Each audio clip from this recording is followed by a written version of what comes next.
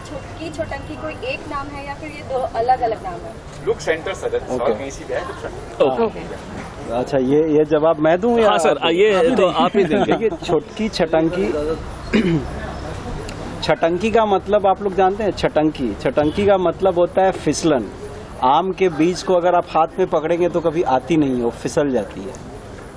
सो छटंकी का मतलब होता है बहुत ही एक्टिव, बहुत ही चंचल। और छोटकी इसलिए नाम है कि ये 3 बहनों में सबसे छोटी है, इसलिए छोटकी है। और एक फीमेल चार्ली चैपलिन है ये, तो इसलिए छटंकी है। तो छोटकी छटंकी एक नाम है और एक एडजेक्टिव है।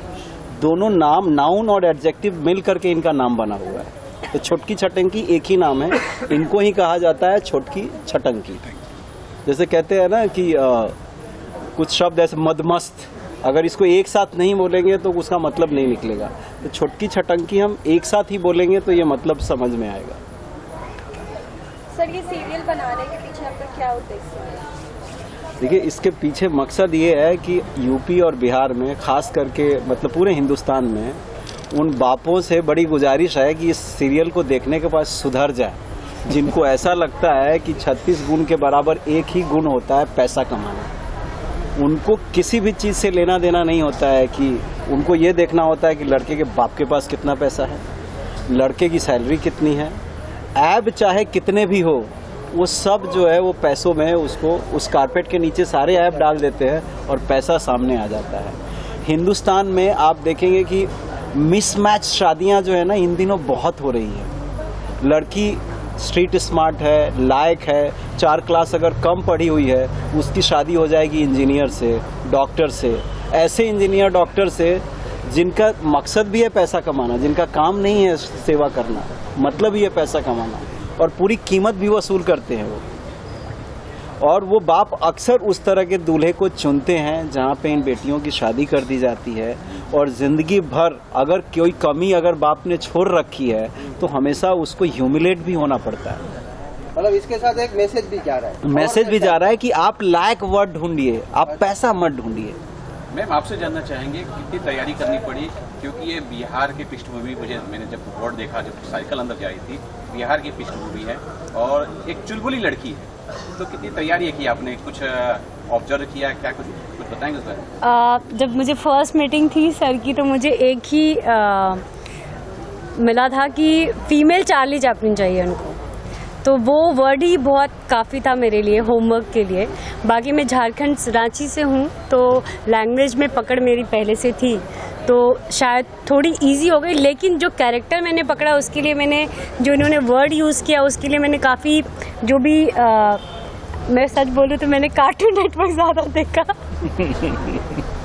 कि वो कितना फास्ट करते हैं। और उनका जो बॉडी लैंग्वेज होता है, जैसे लोग बोलते हैं बड़े हो जाते तो कार्टून नेटवर्क नहीं देखना चाहिए, लेकिन मुझे लगता है कि आप कितने भी बड़े हो जाओ, पोगो चैनल ज़रूर देखना चाहिए।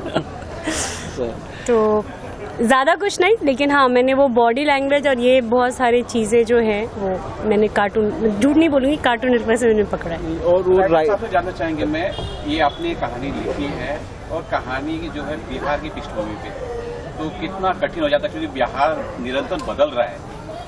आपने साइकिल दिखाई वहाँ और नदी भी दिखाया है, और मुझे लग रहा है काफी पीछे का दिखा रहे हैं, और बिहार निरंतर बदल रहा है, तो कितना कठिन हो जाता है कि बिहार को दिखाना, दर्शाना?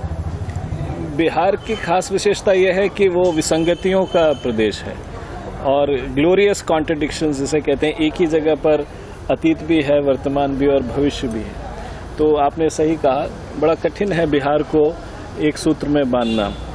हमने ये चुनौती ली है और हम जो वर्तमान बिहार है जो बहुत तेज़ी से बदल रहा है और बहुत तेज़ी से बाकी सब देश के जो एस्पेक्ट्स हैं उसके साथ समाहित हो रहा है, उसको हमने कैप्चर किया। मेरे लिए एक एडवांटेज यहाँ, जैसे कि हमारी लीड के लिए भी एडवांटेज है, मैं बिहार से हूँ और बिहार में भी ग्रामीण क्षेत्र से बड़ी क्या कहते हैं, बड़े सीरियसली अटैच्ड हूँ।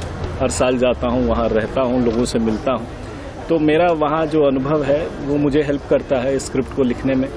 मैं बिहार के मिथिलांचल क्षेत्र से, साउथ बिहार से हूँ, भागलपुर बांका से, तो वहाँ की अंगिका की जो बोली है वो हिंदी से मिलकर और भी खूबसूरत हो जाती है, तो मुझे उसका एडवांटेज है। I have that advantage. Sir, आपसे जानना चाहेंगे इस बारे में, छोटकी छटंकी के बारे में, कैसा एक्सपीरियंस रहा आपका एज ए डायरेक्टर? देखिए क्या है कि जब आप एक सिंपल शो करते हैं ना, जो हिंदी के चैनल्स में आ रहे हैं, तो वो क्या, वो सिंपल शो आपको मालूम है कि आप जाओगे, स्क्रिप्ट मिल जाएगी और कर लिया जाएगा। लेकिन जब आप कोई ऐसा शो करते हो कि जिसमें कैरेक्टर है, जिसमें एक मैसेज है और जो कि एक कहीं किसी प्रदेश को बिलोंग करता है, तो आपके पास चैलेंज ये हो जाता है कि आपको वहाँ का बहुत कुछ दिखाना है। ठीक है, आपको वहाँ की समझ होनी चाहिए, कैरेक्टर्स की समझ होनी चाहिए, भाषा पे आपको पकड़ होनी चाहिए। और सबसे अच्छी चीज़ आप इस शो में ये देखोगे कि आपको इस शो में सारे कैरेक्टर्स नज़र आएंगे। मतलब कोई भी जितने भी टेलीविज़न पे शो चल रहे हैं, मैं कह सकता हूँ कि आप कोई भी शो उठा के देखोगे, बाप बाप है, माँ माँ है, भाई भाई है, बहन बहन है। लेकिन ये शो जब आप देखोगे तो आपको पता चलेगा जो बाप है ना, उसका भी एक कैरेक्टर है, माँ जो है वो भी खड़े होने के लिए माँ का भी एक कैरेक्टर बनाया है राइटर ने, जो बहनें हैं उनका भी एक कैरेक्टर बनाया है। तो एज ए डायरेक्टर आपके पास एक चैलेंज हो जाता है कि आपको खाली पपेट की तरह नहीं काम करना है कि आप गए, एक्टर ने अपनी लाइन बोल दी और हो गई, नहीं, आपको उस कैरेक्टर में उसको घुसाना है, उस कैरेक्टर को पकाना है। वो लाइनों में जो राइटर ने जो लाइनें लिखी हैं, वो लाइनें आपको एक्टर से बुलवानी है। तो एज ए डायरेक्टर इस तरह का शो जो है, जो जिसको हम कहेंगे ये देसी शो है, इसको करने में आपके सामने बहुत चैलेंजेस आते हैं। सर, मैं पहला एपिसोड देख रहा था। हाँ, मैंने समझा कि कैरेक्टर तो उन्होंने बहुत अच्छा प्ले किया है, लेकिन मैंने ये भी ध्यान दिया कि बैकग्राउंड जो म्यूजिक, हाँ, वो बहुत अच्छा शूट करा। बहुत अच्छा। बताइए किस तरह से उसे आपने लिया। बैकग्राउंड म्यूजिक जो है वो हमारे म्यूजिक डायरेक्टर विनय सिंह करके हैं, उन्होंने किया है। एक्चुअली हम लोग कई बार उस सेशन पे बैठे कि हमको वहाँ का जो देसीपन चाहिए था म्यूजिक में वो आए, तो कई सेशंस हुए, उसके बाद वो बनाया गया। जब प्रोडक्शन हाउस के बारे में जानना चाहेंगे। प्रोडक्शन हाउस के बारे में हमारे प्रोड्यूसर जो है मासूम जी प्रोडक्शन हाउस का नाम है गांव वाला कॉन्सेप्ट स्टूडियोज। ठीक है, तो प्रोडक्शन हाउस जो है शुरू से ही, इस प्रोडक्शन हाउस के पीछे विजन सिर्फ यही है। गांव वाला वर्ड सिर्फ इसलिए है कि सबसे विशुद्ध चीज़ जो होती है ना, वो गांव होती है। हवा भी विशुद्ध आपको मिलता है, खाने को भी विशुद्ध मिलता है, पीने को भी विशुद्ध मिलता है, वातावरण भी विशुद्ध मिलता है। तो अगर बहुत ही रूटेड अगर एक कोई क्रिएटिव ब्रेन है और अगर वो सोचना शुरू करता है, तो मुझे लगता है कि गांव वाला आप जैसे ही कहते हैं, एक विशुद्धता का एक बहुत बड़ा जो है एक होराइजन आप खोल लेते हैं। और गांव वाला कहते ही अपनापन महसूस होता है। आज इस मेट्रो सिटीज़ में हर दूसरा आदमी, यार ये मेरा गांव वाला है, ये मेरा गांव वाला है, तो एक एम्पैथी सिंपैथी बहुत जल्दी जुड़ जाती है। तो हमें ये था कि लोग जब गांव वाला प्रोडक्शन बोले तो उनको लगे कि ये मेरा अपना है, हमेशा उनको महसूस हो कि अपना है। और गांव वाला का मकसद भी है कि बहुत ही रूटेड शोज हम सामने लेकर के आए, वो चीज़ें जो धीरे धीरे गुम हो रही है उस चीज़ को हम वापस रीएस्टोर करें। सर, आपसे ये भी जानना चाहेंगे, आपके प्रोडक्शन से कौन कौन सी जो धारावाहिक या फिल्म कुछ बनी है या और कौन सी आने वाले, कुछ उस बारे में बताइए। देखिए, हमने तो टेलीविज़न में बहुत ज़्यादा काम किया है, और टेलीविज़न में हमने इससे पहले 4-5 टेलीविज़न शोज बनाए हैं। इस प्रोडक्शन हाउस ने क्राइम शोज भी बनाए हैं अलग अलग चैनल्स के लिए, जिसमें सोनी चैनल भी है, क्राइम पेट्रोल ही 400 एपिसोड्स हमने बनाया, मन में विश्वास है हमने बनाया, सब टीवी के लिए एक शो हमने बनाया, डीडी नेशनल के लिए बहुत ही कल्ट शो हमने बनाए हैं, अनुदामनी, वो यही थी, एक तरेगनी उसमें भी यही थी, एक बस थोड़े से अनजाने हमने बनाया था, बहुत ही जो पाकिस्तानी फ्लेवर के थोड़े इवॉल्व ऑडियंस के लिए बहुत बोल्ड ड्रामा हमने बनाया था। इसके अलावा ये प्रोडक्शन हाउस जो है तेलुगु में 2 फिल्में प्रोड्यूस कर चुकी है, मराठी में 3 फिल्में, जिसमें से 2 फिल्में ब्लॉकबस्टर है। एक फुंतरू फिल्म हमने प्रोड्यूस की थी रॉस के साथ, फिर ब्लॉकबस्टर गई थी। टकाटक 2019 में हमने प्रोड्यूस की थी, वो भी ब्लॉकबस्टर गई, जिसका दूसरा सीजन अभी तैयार है। मतलब इस पूरे शो में एक जो हम पैसे वाला जो एक थॉट प्ले करने की कोशिश कर रहे हैं, उसकी विक्टिम इनकी ही बेटी है।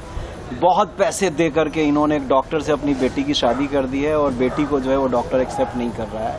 और ये बड़े ही धुरंधर और दबंग टाइप के इंसान हैं, लंबे चौड़े डोमिनेट करने वाले, लेकिन बेटी के बाप है तो अब झुके हुए हैं हमारे शो में, कोशिश कर रहे हैं कि बेटी का घर बस जाए। तो इस शो के बहुत ही चुनौतीपूर्ण जो आयाम है उसके बारे में ये भी बहुत ज़्यादा बताएंगे आप। सर, इसके पहले मैं आपसे सवाल करूं, मेरा मैम से सवाल जारी रहेगा। मैं ये जानना चाहूंगा कि मैंने जो एंजॉय किया है, हाँ। आपने कितना एंजॉय किया है और कितना दबाव भी था? हाँ, दबाव था क्योंकि बहुत टाइम के बाद ये मेरा कमबैक है एज अ लीड। और थैंक यू मासूम सर, गौरव एंड प्योम सर।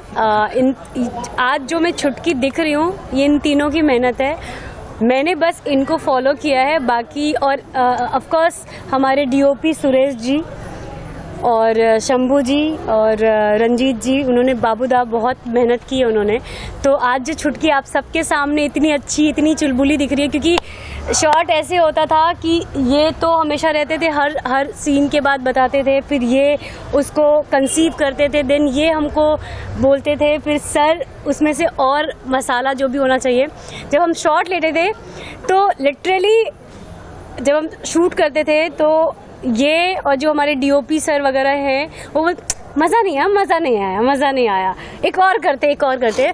तो मुझे ऐसा लगता है कि एक छुटकी को एस्टैब्लिश करने के पीछे इन सबका हाथ है, नहीं तो आज जो मैं दिख रही हूँ वो मैं नहीं दिख सकती। क्योंकि जब आप करते हो ना तो आपको ये नहीं पता चलता है कि आप सही कर रहे हैं, गलत कर रहे हैं या किस लेवल पे कर रहे हैं। जो ऑडियंस होती है या जो देख रही होती है उनको सबसे ज़्यादा अच्छा ग्राफ पता चलता है कि उनको क्या चाहिए और किस लेवल का चाहिए। सर, मैं आपसे जानना चाहूँगा कि मेरा किरदार बड़ा ही खूबसूरत कैरेक्टर है, बाहर से नारियल की तरह सख्त और अंदर से बड़ा ही सॉफ्ट और मुलायम। ये किरदार ऐसा है कि समाज में इसकी अपनी प्रतिष्ठा है, लोग इसे नकारात्मक चरित्र समझते हैं क्योंकि ये शक्ति संपन्न है, ये रंगदारी करता है, बाहुबली है, ठेकेदारी करता है। तो उसके बारे में बहुत सारी भ्रांतियां हैं, प्रचलित हैं, कुछ सही भी है कुछ गलत भी। लेकिन ये अपनी बिटिया के मामले में बड़ा ही भावुक पिता है, क्योंकि इकलौती बिटिया है उसकी और उसके तकलीफों को ये सह नहीं पा रहा है। ये कोशिश कर रहा है कि किसी तरीके से मैं इसकी तकलीफें दूर कर दूं।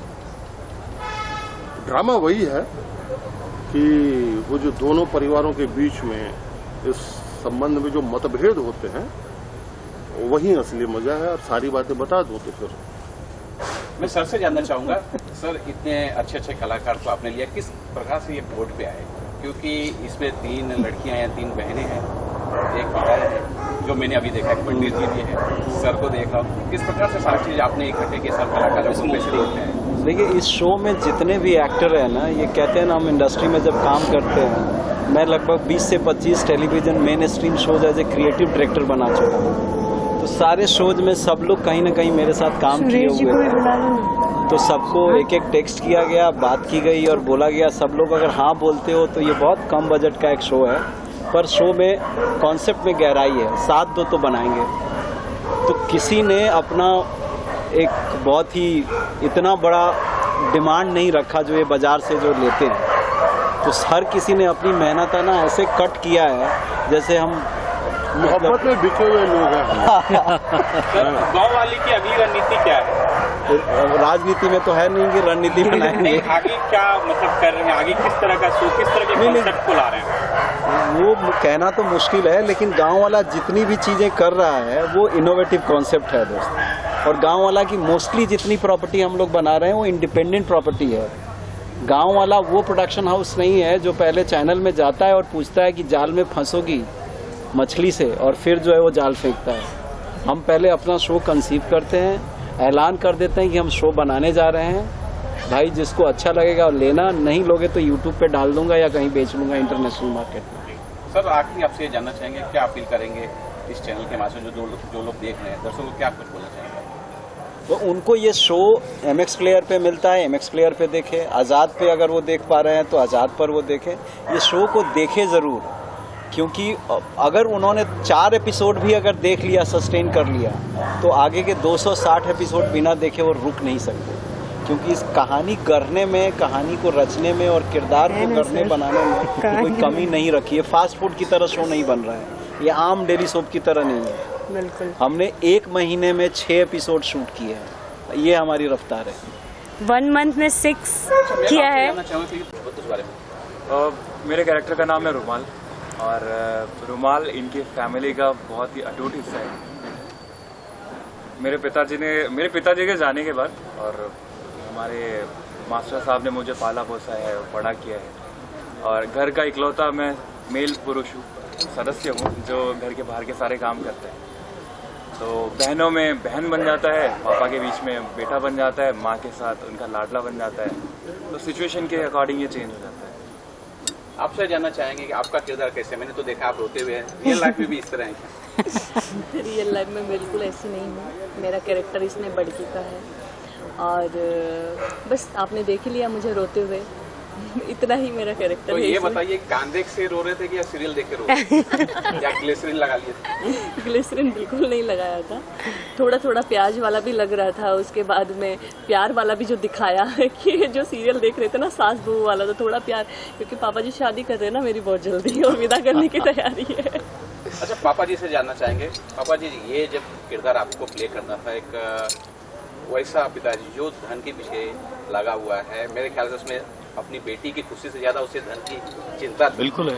तो सर उस बारे में बताइए कि उस बारे में यही है कि मतलब जो मास्टर शिवोत्तम शर्मा है वो धन को नहीं हिलने देगा, बाकी सब चीजें ठीक है, लेकिन हाँ बेटियों की भी केयर करता है वो, लेकिन धन थोड़ा सा पहले, और वो चाहता है कि धन से जो है ना वो अच्छे दामाद या अच्छी चीजें वो खरीदी जा सकती है। पैसा मतलब इतना वो इम्पोर्टेंट चीज है। जी मम्मी जैसे जानना चाहेंगे क्योंकि आप जब अपनी बेटिया के पास जाते हैं तो उनकी जैसे हो जा रही है, और जब पापा आते तो किस तरह का हो रहे हैं? अरे बाबा, टेरर ही टेरर। तो उस बारे में हम नारायणी शर्मा प्ले कर रहे हैं, तो हम टीम है हमारी बच्चियों के साथ, और पापा बहुत स्ट्रिक्ट है तो घर में उन्हीं की चलती है, बट हमारा एक अपना गैंग है। मतलब हम जो चाहते हैं वो डिसाइड करके उनसे करवा भी लेते हैं। छुटकी इज द मेन रक्षण करता, और उनका हमेशा से वो रहा है कि she takes a lead and she is a leader of the family. तो ऐसे कुछ कुछ छोटी छोटी चीज़ें और होती है घर में, तो वी सपोर्ट ईच अदर। प्यार तो बहुत है पापा से भी, पर पापा का पैसा ही सब कुछ है, तो हम उस तरह से थोड़ा सा उनको मनाने की, समझाने की कोशिश करते हैं, पर पापा हमारे बिना पैसे के किसी की नहीं सुनते। ये है एक ऐसी किरदार छुटकी जिससे मैं थोड़ा सा, जो मास्टर जी हैं वो थोड़ा घबराते हैं, मतलब ये बात मनवा लेती है अपनी। अच्छा, आपसे जानना चाहेंगे आपका क्या किरदार है? मुझे लग रहा है आप पढ़ाकू। यहाँ पे लेके घूमती रहती हूँ, बट रियलिटी में वैसी नहीं हूँ। कॉमिक्स रखे हैं, कॉमिक्स रखती हूँ। अच्छा, आपका जानना चाहेंगे, मैंने आपको आज तो देखा नहीं है, आपकी किरदार जी मैं प्ले कर रही हूँ इनके सबसे बड़े बेटे की वाइफ, और मेरी एंट्री भी कल ही होने वाली है। ये बहुत ही पावरफुल कैरेक्टर है, नेहा नाम है मेरा। और क्या होता है कि शादी के समय जब उन्हें पता चलता है कि ये पढ़ी लिखी नहीं है, तो इनके बेटे जो है मुझे इतना पसंद नहीं करते, चले जाते हैं। तो मैं किस तरीके से उनका दिल जीतने के लिए अपने आप को एजुकेट करती हूँ, और कैसे शेक्सपियर पढ़ के, जो एक बिल्कुल गंवार लड़की है, कैसे 5 सालों में अपने आप को बदलती है उनके बेटे के लायक बनने के लिए। वो डॉक्टर है, बॉम्बे में रहता है, तो एक दिन किसी दिन ऐसा है कि वो मुझे अपना ले, उसके लिए वो अपने आप को एजुकेट करती है। तो it's a very powerful character है।